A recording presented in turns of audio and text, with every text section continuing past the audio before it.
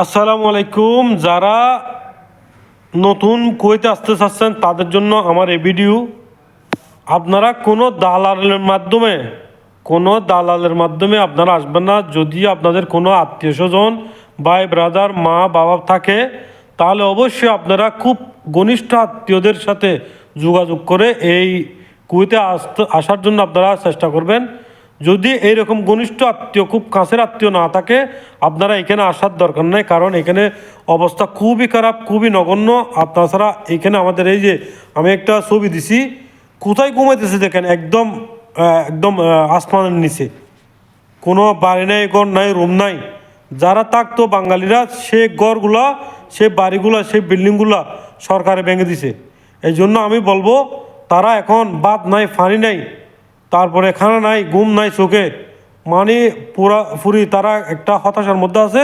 আর তাছাড়া বাংলাদেশের পুরা ফ্যামিলি তাদের জন্য অপেক্ষায় আছে, আসবে নাকি থাকবে, এখন খুব কষ্ট আছে। তারা এইখানে কষ্ট করতেছে আজনবীরা, তারপর বাংলাদেশে ফ্যামিলির মধ্যে যারা আছে তারা টেনশন আছে। তো আমার কথা হচ্ছে, আপনারা যদি নতুন আসতে চান, অবশ্যই ঘনিষ্ঠ আত্মীয়দের সাথে যোগাযোগ করে বিষয়গুলো নেবেন। কোনো দালালের মাধ্যমে বিষয় নেবেন না। দালালের মাধ্যমে বিষয় যদি নেন, তাহলে এইভাবে আপনাদেরকে কষ্টে পড়তে হবে।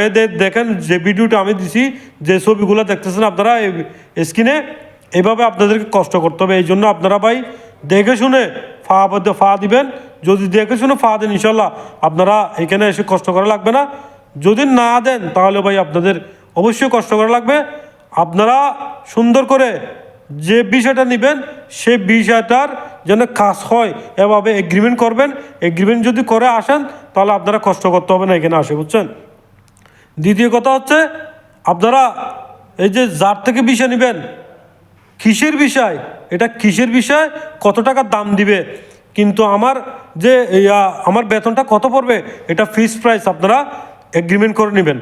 এগ্রিমেন্ট করে নিলে ওই বেতনটাই আপনাদেরকে দিবে। যদি না করেন, তাহলে এটা ধরা খাবেন।